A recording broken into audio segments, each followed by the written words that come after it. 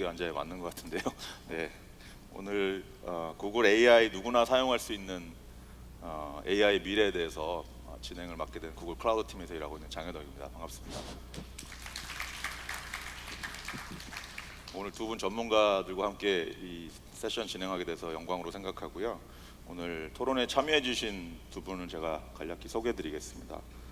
먼저 제 오른쪽에 앉아 계신 성원영 교수님께서는 지난 30여 년간 서울대학교 전기전자공학부에 재직하고 계시고요. 뉴럴 네트워크의 효율적 구현, 특히 내장형 음성인식 분야에서 많은 후학들을 배출하시고 탁월한 연구 업적으로 2014년 IEEE의 석학 회원으로도 선정이 되셨습니다. 캘리포니아 주립대에서 디지털 신호 처리 알고리즘의 벡터 및 멀티 프로세서 구현에 관한 연구로 박사 학위를 받으셨고요. IEEE의 신호 처리 시스템 기술 분과위원회 위원장 역임하신 바 있습니다. 감사합니다, 교수님. 네. 안녕하십니까. 초대해 주셔서 감사합니다. 제 왼쪽에 계시는 저희 같은 팀에서 일하는 최종혁 박사님도 자리를 하셨는데요. 이번에 토론 준비하다가 알게 된 사실인데 원래 박사님께서 학창 시절에 송 교수님 강의를 듣고 이렇게 진로에 굉장히 영향을 받으셨다고 들었어요. 어떤 내용인지 좀 예, 말씀해 주시면 좋을 것 그렇습니다. 같습니다. 30년 전 일인데요. 89년 교수님께서 처음 학교에 부임해 오셨을 때 저는 당시 전기공학을 전공하고 있다가 반도체 분야의 교수님 수업을 듣고 그 전공을 바꿔야겠구나, 그 컴퓨터공학을 해야겠구나 하고 결심을 하는 계기가 되었었습니다. 최근에 AI 관련 행사에서 교수님 만나뵐 수 있었고요. 오랜만에 이렇게 만나뵙게 돼서 무척 반가웠었던 기억이 납니다. 예, 그래서 저도 사실은 대학원 때 그 박사과정에서 뉴럴 네트워크 연구하신 분들 만났던 기억이 나는데 그분들이 나중에 사회에 나와서는 전혀 다른 일을 하시다가 최근에 이렇게 관련돼서 많이 얘기를 하시는 걸 좀 보는 것 같습니다. 모든 길이 다 AI로 다시 통하는 것 같고요. 그 최정욱 박사님께서는 구글의 이제 솔루션 아키텍트 팀에 최근에 조인을 하셨고요. 그 이전에 이제 IBM 왓슨 연구소 그리고 삼성전자에서 클라우드 AI 관련한 연구 개발 그리고 오픈 이노베이션 관련한 업무를 많이 수행을 하셨습니다. 최근 많이 주목받는 이제 음성 인식 관련 AI들에 대해서 그 시스템 최적화 그런 인프라스트럭처에 대해서 전문적인 지식을 갖고 계신 분입니다. 예, 이렇게 참여해 주셔서 감사합니다. 소개해 주셔서 감사합니다. 제가 먼저 좀 질문을 드릴 내용은 사실 뭐 AI에 대해서 얘기가 안 나오는 내용이 없는 것 같아요. 이 분야에 계신 분들은 너무나 관심을 많이 갖고 있는데 모든 인더스트리에 굉장한 임팩트를 주고 있다고 생각을 하고요. 두 분 모두 이제 이런 연구 개발에 많이 몸담고 계셨으니까 좀 AI 히스토리에 대해서 많은 분들께 좀 기본적인 백그라운드를 좀 말씀해 주시면 좋을 것 같아요. 그래서 교수님께서는 AI 기술 발전 그런 역사에 대해서 좀 말씀해 주시면 좋을 것 같고요. 네. 예, 그리고 최 박사님께서는 구글 클라우드가 어떤 일을 또 구글 전체적으로 AI 관련해서 어떤 일들을 하셨는지 그런 역사에 대해서 좀 말씀해 주시면 좋을 것 같습니다. 먼저 교수님부터 좀 말씀 부탁드릴게요. 예, 지금 AI에 대해서 이 붐이라고 얘기를 해도 하나도 틀리지 않을 텐데 사실 AI 붐은 저 같은 경우에 처음 보는 건 아니에요.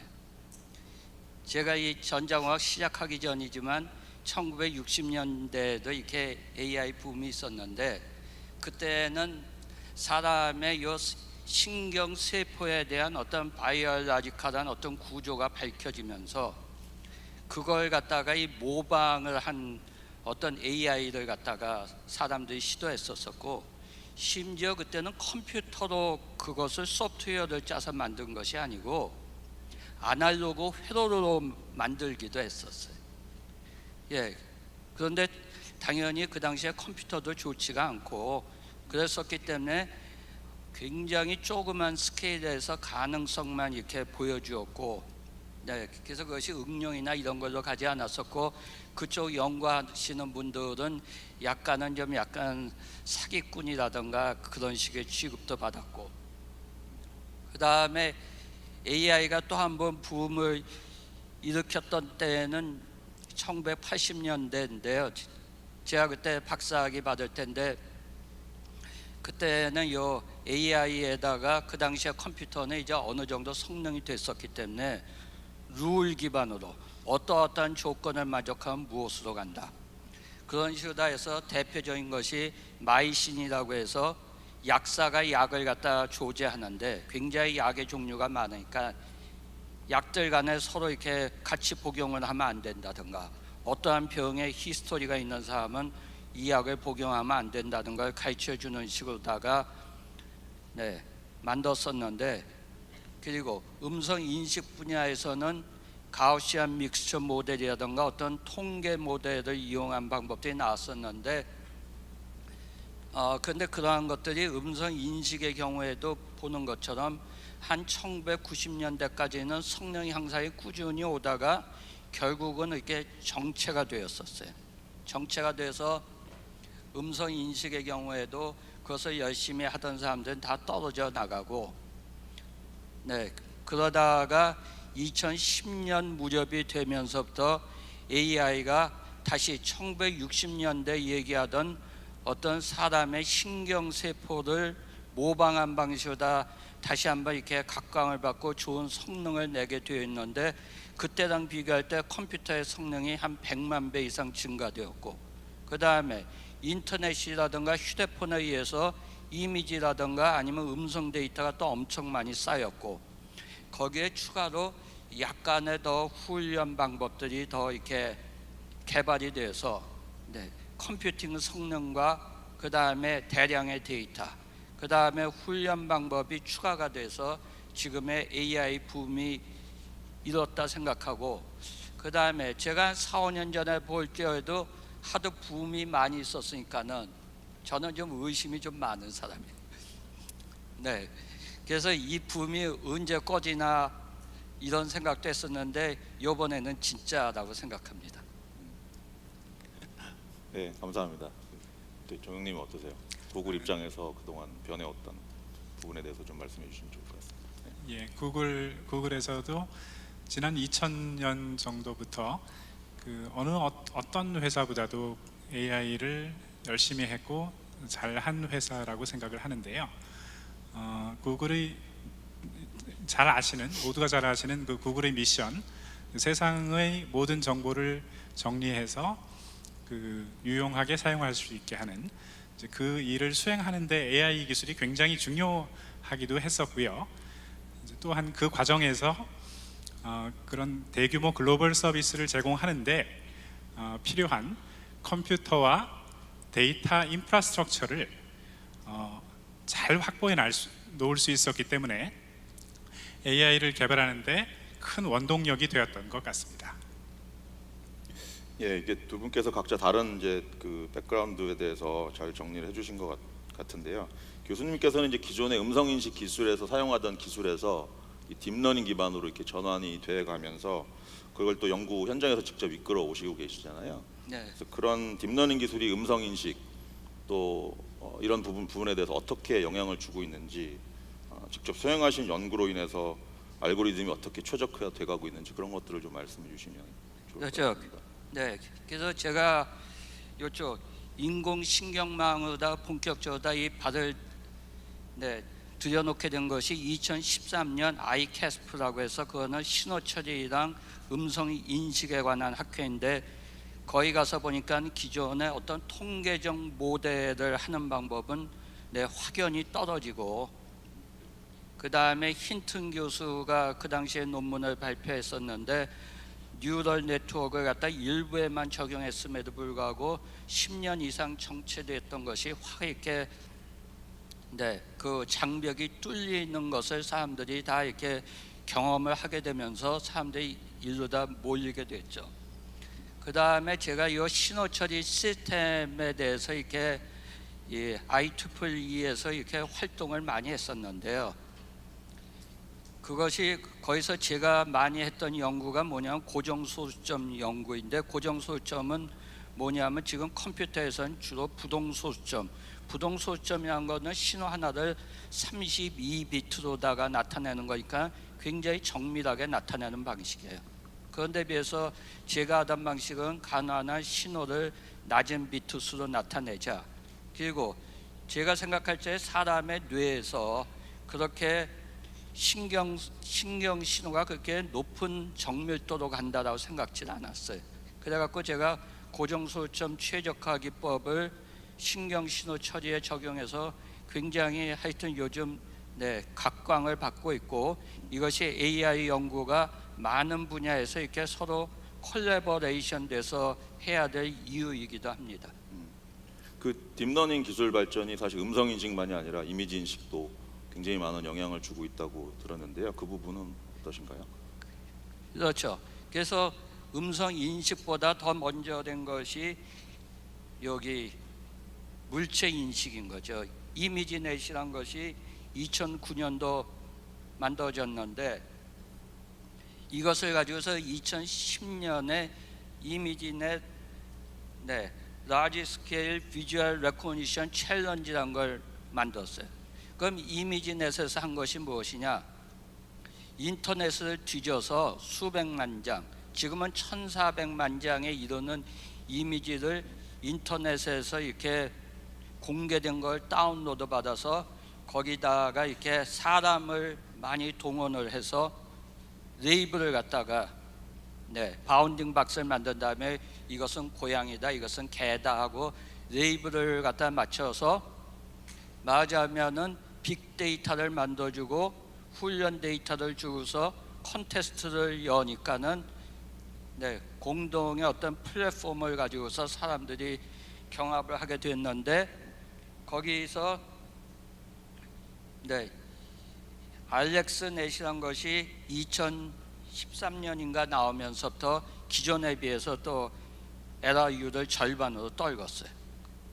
그렇게 되면서부터 딥뉴럴 네트워크에 대해서 그전에는 반신반의하던 사람들이 전부 다 다들 믿게 된 것이죠. 그 이미지넷은 사실 저희 지금 구글 클라우드 와 계신 트웨이 페일리 박사님이 만드시는 중요한 역할을 하셨었죠. 그 최근 진행하신 연구 과정에서 저희 구글 클라우드에서 제공하는 AI 관련 서비스들을 좀 이용하셨다고 말씀해 주셨는데요. 어떤 것들을 이용하셨는지, 또 사용 경험에 대해서 좀 말씀해 주시고, 뭐 좋은 점 나쁜 점 이렇게 좀 공유해 주시면 와 계신 관련돼서 연구하시는 분들께 좀 도움이 될 것 같습니다. 그래서 좀 아까 이 스탠포드 대학의 페이페이리 교수 얘기도 했었는데, 제가 페이페이리 교수를 보면서 생각하는 것이, 우리 페이페이리 교수는 중국 출신이거든요. 그러니까 우리나라 사람들은 좀 더 꿈을 크게 가지고 그 다음에 플랫폼, 어떤 포인트 기술이 아니라 플랫폼을 만드는데 사실은 더 이렇게 노력을 해야 될 필요가 있다는 생각을 해요. 예를 들면 이미지를 갖다가 수백만 장을 모으고 거기다 레이블을 붙이고 하는 거는 사실 어찌 보면은 교수가 해야 할 교수라든가 대학원생이 그거 한다라고 하면은 어떤 인정을 받기가 힘든데 그런 일을 한 것이거든요. 그러니까는 그 다음에 논문을 쓸 때는 이미지넷이 당연히 참고 문헌에 들어가니까는 이 사람들이 사이테이션 수가 졸지에 수만 개가 되고, 말하자면 현대 사회에서는 재능 있는 사람이 각광받는 게 아니라 유명한 사람이 각광을 받는 것이.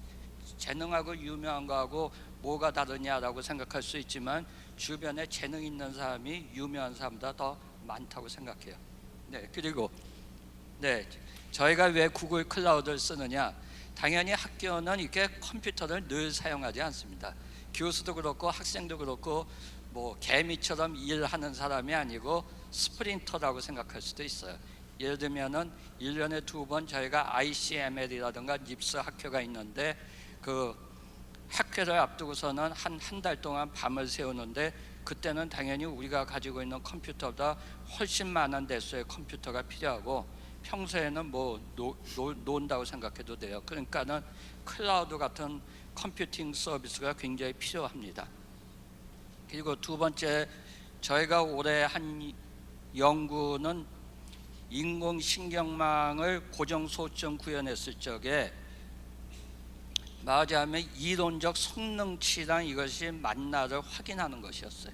그런데 우리가 그냥 돌려갖고서는 파라미터 튜닝이 확실하게 안 돼서 그 성능이 안 나오는데, 구글 클라우드 ML이란 것은 뭐냐면 컴퓨터가 랩에서 자기가 파라미터를 조정해가면서 자기가 밤새도록 수십 대의 GPU를 이용해서 돌아요. 그러니까는 저희 입장에서 돈은 많이 나가요. 학생이 일주일 써도 1,000만 원이 나가는데 우리 연구에서는 지금 돈이 문제가 아니에요. 제가 은퇴가 2년 남았는데 몇 달 전에 1억 6천만 원짜리 엔비디아 GPU를 샀거든요. 네. 그러면 사람들이 입을 딱 벌려요. 어떻게 2년 남은 사람이 정리할 생각 안 하고 1억 6천만 원짜리 GPU를 사용하냐. 네. 그래서 그렇기 때문에 왜냐하면 세계랑 경쟁하는 것이기 때문에 슬슬 갈 거면 숫자 안 하는 게 나아요. 슬슬 갈 거면 숫자 안 하는 게 나고 그런 의미에서는 클라우드 ML이 무지무지하게 도움이 됐어요. 자기가 파라미터 튜닝도 자동으로 하니까 학생이 밤을 새울 필요도 없는 것이고 또는 네 그리고 자기가 알아서 컴퓨터를 다 갖다 사용하니까 비록 돈은 나간다 제가 구글에 불평은 합니다만 하여튼 일이 되게 하는 건 사실입니다. 네. 예, 저희가 또 그 리서치 하시는 분들 위해서 여러 가지 또 도움을 드리려고 노력을 하고 있습니다. 지금 말씀해주신 사실 클라우드 ML 엔진 뭐 보시고 써보신 분들이 계시는지 모르겠지만 저희가 그 머신러닝 모델을 훈련시키고 또 예측하는 그런 인프라스트럭처를 대규모로 서비스할 때 직접 인프라 다 꾸미고 관리하지 않으셔도 되는 그런 서비스를 만들어 놓은 거거든요. 그래서 앞으로도 이런 AI를 대중화하고 영어로는 사실 데모크라타이제이션에서 민주화라는 표현도 저희가 하긴 하는데 그런 과정으로 계속 나아가고 있습니다. 그래서 최 박사님께서 저희 ML 엔진이나 그런 구글에서 제공하는 머신러닝 플랫폼에 대해서 좀 더 말씀해 주시면 좋을 것 같습니다. 예. 예, 방금 그 교수님과 장혜덕님께서 말씀하신 클라우드 ML 엔진은 그 텐서플로우나 사이킷런 같은 기존의 코딩을 해서 사용을 하는 그 프레임워크를 이용해서 사용하는 그 코딩 플랫폼이고요. 이런 플랫폼을 이용해서 연구뿐만이 아니라 연구를 통해서 만들어진 여러 가지 머신러닝 모델들을 대규모로 서비스할 수 있도록 하는 전체적인 엔드투엔드 인프라를 제공하는 플랫폼입니다. 그런데 전문적으로 사용하기에는 굉장히 적합한 플랫폼이기는 한데요. 한 가지 단점은 그 방금 말씀드린 그런 프레임워크를 이용해서 코딩을 해야 한다는 점인데요. 물론 최근 코딩을 배우는 열기가 뜨겁고요. 또 기업에서도 굉장히 활발하게 활동이 일어나고 있습니다만 보다 더 손쉽게 코딩을 짜지 않고도 머신러닝을 전문가와 같은 수준으로 할 수 있는 방법은 없을까 하고 고민을 하다가 구글에서 이번에 새롭게 개발해서 제공하는 서비스가 있습니다. 클라우드 오토 ML 비전이라는 서비스인데요. 제목에서도 아실 수 있듯이 이미지를 정리해서 올려놓기만 하면, 준비해 놓기만 하면 머신러닝 모델을 작성하고 학습하는 것을 클라우드에서 자동으로 해주는 훨씬 더 사용하기에 손쉬운 서비스라고 할 수 있고요. 게다가 전문가 수준의 정확한 모델을 만들 수 있는 서비스라고 할 수 있습니다. 저같이 코딩 못해도 사용할 수 있는 서비스인가요? 예, 그렇습니다. 코딩을 프로그램을 작성하기 위한 코딩을 하지 않고도 이용할 수 있는 GUI 환경으로 편리하게 이용할 수 있는 환경입니다. 저희가 지금 종영님 말씀해주신 오토ML 서비스 영상을 굉장히 짧은 영상이거든요. 좀 준비를 부탁드려서 지금 잠깐 플레이해 주시면 이해하시는데 좀 도움이 될 것 같습니다. We want to make AI technology for image analysis easily accessible for enterprises, so we created Cloud AutoML Vision.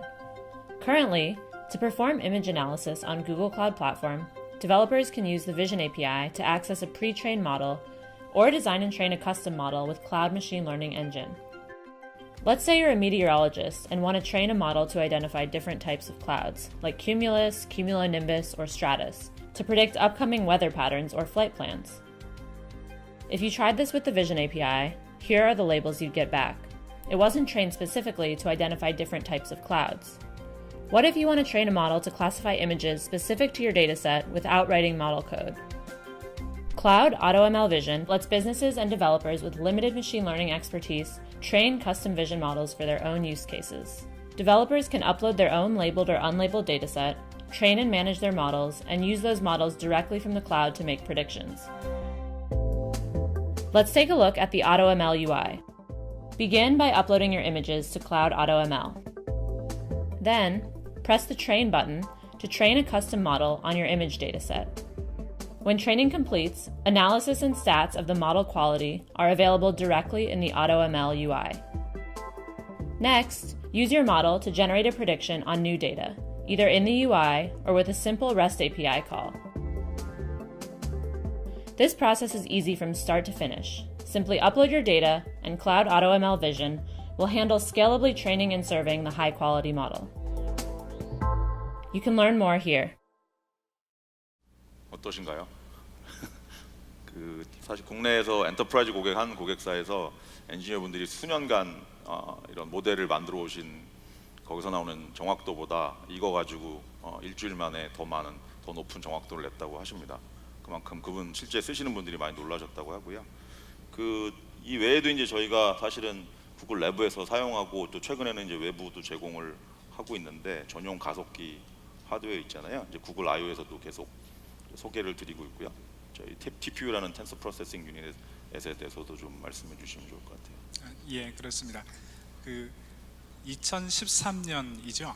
AI가 지금처럼 대중의 관심 속에 있던 때는 아닌 때였는데요. 당시 구글에서 미래 예측을 해봤습니다. 질문은 이러했습니다.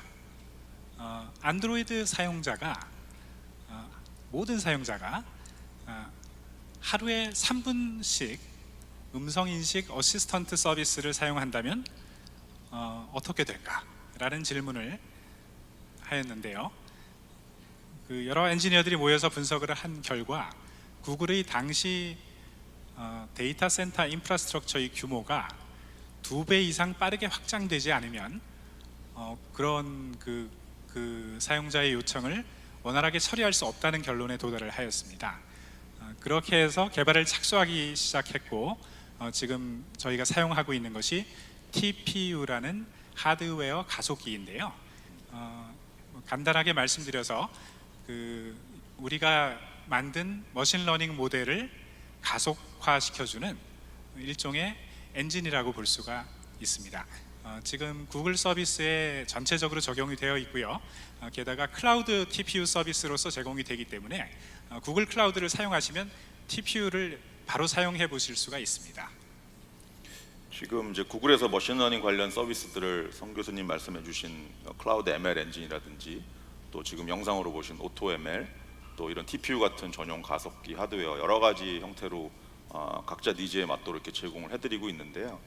이것들이 지난 한 2년 정도 됐죠.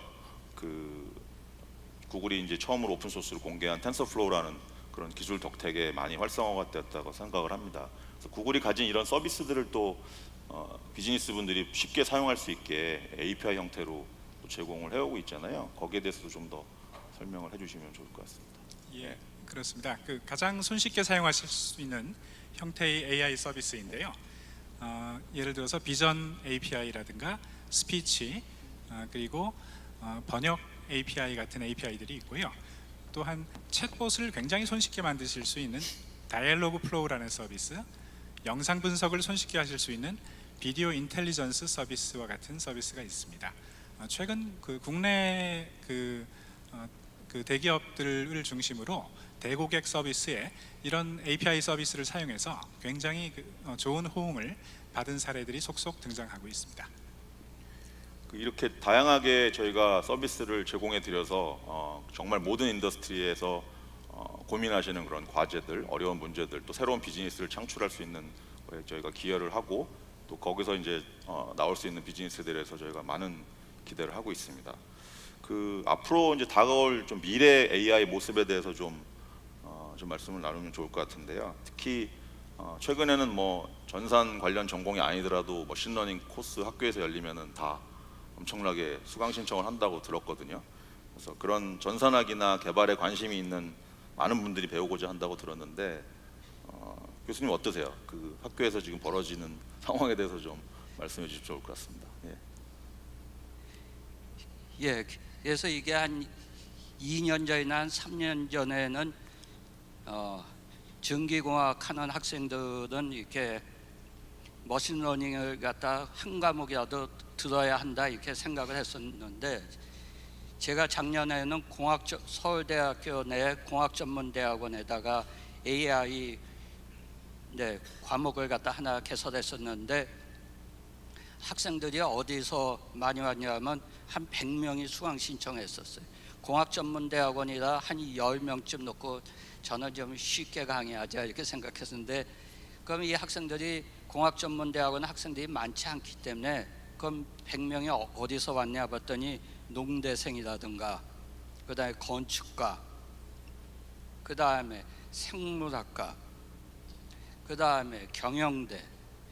그래서 말이죠, 우리가 AI에 관심을 가질 것이라 생각지도 못했던 전공에서 학생들이 왔고, 그럼 그 학생들의 어떤 백그라운드가 약하기 때문에 그럼 이 학생들이 배우는 거는 전자공학이나 전산학 배운 학생들의 어떤 세컨 그레이드냐 하면 저는 절대 그렇게 생각지 않는 것이, 지금 이렇게 사용하는 방법이라든가 프로그램 하는 방법 또는 데이터 마련이 무지무지하게 쉽기 때문에 사실 더 중요한 거는 애플리케이션에 대한 인사이트예요.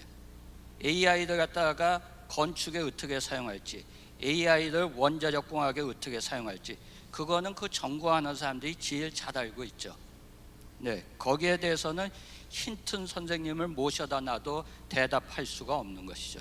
그렇기 때문에 AI가 이렇게 확산되고 있고, 또 자기는 AI랑 거리가 멀다 하시는 전공에 계신 분들이 혹시 있더라도 빨리 사용해 볼 것을 갖다 저는 권합니다.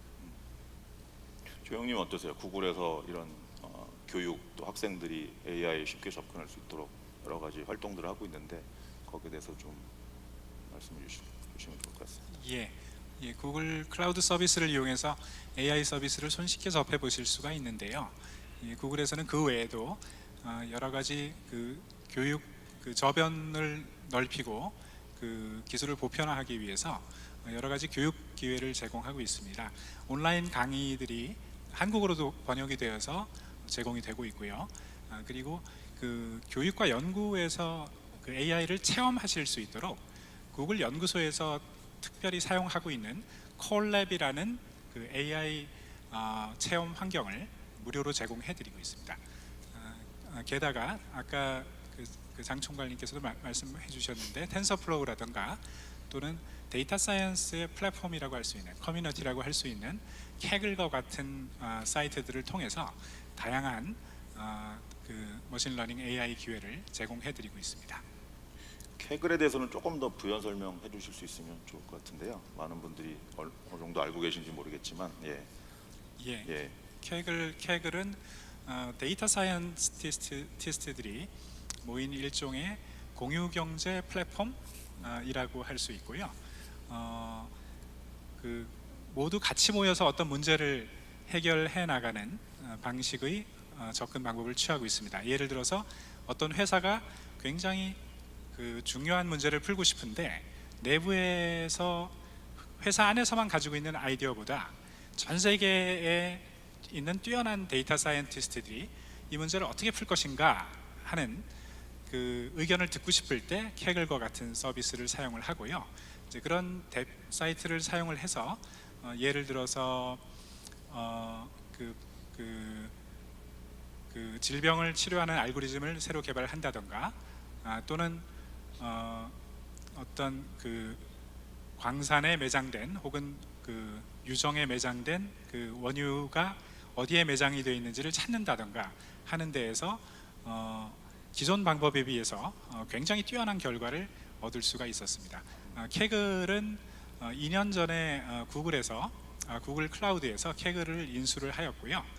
현재 캐글을 통해서도 구글에서 AI 머신러닝 관련해서 여러 가지 활동을 전개하고 있고 또 그 데이터 사이언스 커뮤니티를 활성화하기 위한 여러 가지 노력을 진행하고 있습니다.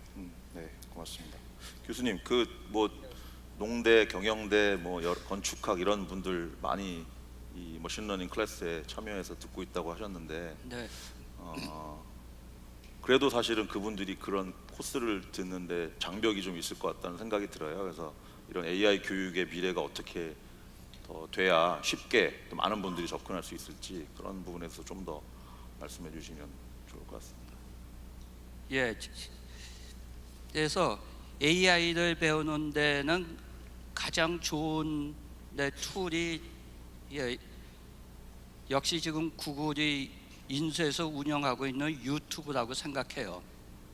그래서 제가 아는 교수님이 스탠포드 대학에 이렇게 안식년을 가서 스탠포드 대학에 유명한 AI 강의를 갖다 들으러 갔더니 자기가 알기로 수강생이 600명 되고 700명 된다고 하는데 가서 보니까 학생이 수십 명밖에 안 돼서 왜 이렇게 학생이 적으냐고 했더니 그 강의가 즉시 유튜브로다 올라오고 학생들은 이렇게 한국에서와 같이 이렇게 출석 체크로다가 쪼잔하게 출석 안 했다고 뭐 F 맞는 동네가 아니기 때문에 이렇게 학생들은 전부 다 유튜브다 본다고 하고 그러니까는 말한 지리적 장벽이 없는 것이에요 공부에.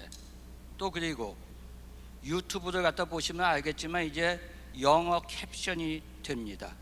왜냐하면 지금까지 유튜브에 대한 음성 인식이 제일 어려웠어요. 왜냐하면 그거는 대부분 좋은 환경에서 녹음되지 않았고 또 전문 용어가 많이 나왔는데 그런데 지난 1년간 구글 혁신 중에 하나가 유튜브를 갖다가 캡션을 해서 영어로다가 인식이 영어 캡션이 나오고 또 그 다음에 이제 곧 번역도 될 거예요. 어떤 벌써 되고 있는지도 모르고 그리고 또 제가 보면 우리나라 사람들은 다 이 고등학교 때 수학을 빡세게 해서 머신러닝이라든가 뉴럴 네트워크에 들어가는 그러한 미적분은 일도 아니게 대부분 다 알고 있어요. 전 문과생들도 다 알고 있어요. 그렇기 때문에 저는 공부하기는 진짜 너무 쉬운 환경이 되어 있고 되어 있다 생각합니다. 네, 알겠습니다. 감사합니다. 저희가 한 그 Q&A 시간 조금 남겨야 돼서 이제 맺은 말을 좀 듣고 싶은데요. 오늘 이제 패널 세션 주제가 누구나 이용할 수 있는 AI이기 때문에 거기에 대해서 좀 마무리 말씀 좀 두 분께 각자 좀 부탁드릴게요. 예, 그래서 요 AI 기술이 발전되기 위해서는 빠른 컴퓨터, 그 다음에 많은 데이터, 그 다음에 알고리즘 또는 프로그램이 필요한데 제 생각에 그 첫 번째는 지금까지 엔비디아 GPU에 많이 의존을 했었죠. 두 번째, 세 번째가 구글의 많은 진보를 가져왔고, 그런데 아까 얘기한 그 TPU라고 하는 것은 텐서 프로세싱 유닛이란 것은 구글이 지난 몇 년간 AI 전용으로 다 만든 하드웨어라서 저도 그것을 갖다 좀 이렇게 써보고 있어요. 써보고 있어서 아직은 완성도가 덜한데 우리가 그것에 의해서 지금 GPU보다도 훨씬 더 빠른 속도를 낼 것이 저는 틀림없다고 봐요. 여러 가지 아키텍처적인 가능성이나 이런 거 볼 때. 그럴 경우 제가 아까 이렇게 트레이닝 하는데 1,000만 원 들던 문제가 100만 원보다 줄어들고 그렇기 때문에 앞으로 경제적 장벽도 없어지고 또 누구나 쉽게 쓸 수 있기 때문에 AI를 갖다가 꼭 이렇게 시설이 잘 갖춰진 곳 그런 곳에서만 쓰는 것이 아니고 전 세계 어디서나 누구나 이렇게 쉽게 쓰는 환경이 될 것으로 생각합니다. 네, 맞습니다. 조영님 말씀 맺은 말 부탁드리겠습니다. 예. AI 기술이 굉장히 급격하게 발전되고 있는 이 추세가 결코 사그러질 기미가 보이지 않는 것 같습니다. 결과적으로 저희가 사용하는 대부분의 제품이나 서비스에 AI가 기본적인 기술로 탑재가 될 것인데요. 일례를 들어서 저희 구글에서 지금 진행 중인 프로젝트를 보면 작년 중반 정도 기준으로 AI 기술을 사용하는 프로젝트의 수가 7,000개를 넘었습니다. 한 회사에서 7,000개가 넘었습니다. 저희가 클라우드를 통해서 세상에 제공하고 있는 AI와 머신러닝 기술을 사용하면 꼭 그런 일을 구글 안에서만 할 수 있는 것이 아니고 구글 밖에 있는 모든 분들이 그 정도의 규모와 속도로 AI 머신러닝 개발을 진행할 수 있으리라고 생각을 합니다.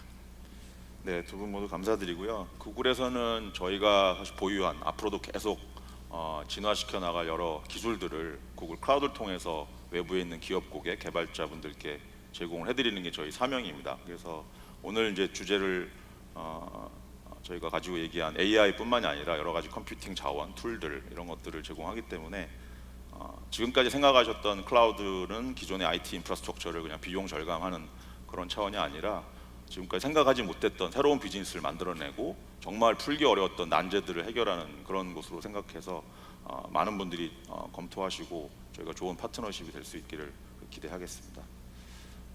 저희가 Q&A를 좀 받았었는데요. 저희가 이거를 스크롤할 수가 있나요? 어떻게 봐야 되죠? 위로 좀 처음으로 좀 가주시면 좋을 것 같습니다. 시간이 저희가 5분 약간 안 남았는데요. 몇 개만 좀 뽑아보겠습니다. 일단 TPU 질문이 하나 있어서 오늘 얘기를 했으니까 TPU가 빠르다고 했는데 구체적으로 어떻게 빠른지, 어떻게 빠르다고 이해를 하면 좋을지 질문이 있었거든요. 글쎄요. 뭐 직접 경험하신 교수님께서 말씀해 주셔도 좋고 아니면 조윤님께서도 말씀해 주셔도 좋을 것 같은데요. 예, 그래서 TPU를 갖다가 저는 이게 논문만 보다가 한 2달 전에 구글에서 소개를 받아서 지금 이렇게 사용을 갖다 해보고 있는데 CNN 같은 것은 확실히 빠른 것 같고요. 그 다음에 저는 음성 인식에 RNN을 많이 쓰는데 RNN은 사실 다 문제가 있어요.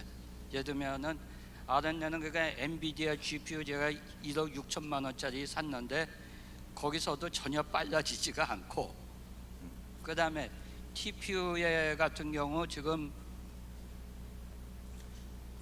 저희 학생 얘기로는 앞부분에서는 상당히 빨리 돌다가 뒷부분에 와서 어떤 일인지 솔직하게 제가 얘기를 하면 어떤 일인지 트레이닝이 완전히 종료가 안 되는 상태인데 라이브러리에 문제가 있다라고 해서 제가 올 여름 내내 라이브러리를 갖다 좀 볼 것인데, 저 입장에서는 TPU가 4배만 빨라질 수 있으면은 돈을 갖다가 10배를 주고라도 살 용의가 있어요.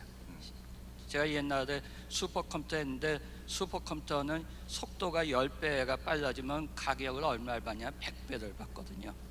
그러면 우리가 논문 제출을 앞두고 한 달 내내 훈련시키는데 그거 일주일 만에 훈련을 시킬 수 있다면은 그거는 돈의 문제가 아니고, 또 그 다음에 TPU가 확실한 거는 제가 컴퓨터 아키텍처 입장에서 볼 적에 전력 소모는 굉장히 적어요. 적기 때문에 구글이 운영 비용이 적기 때문에 결국은 TPU의 가격이 확실히 더 싸질 것이라고 보고 생각합니다. 네, 고맙습니다. 저희가 좋아요가 버튼이 좀 많은 거를 하나 골라보면요. 오늘 토론을 했던 내용인데 전산학을 전공한 개발자입니다. AI를 입문하기에 가장 좋은 프로젝트나 강의가 무엇일까요? 오늘 바로 해보겠다고 하시는데요. 유튜브 강의가 될까요? 아니면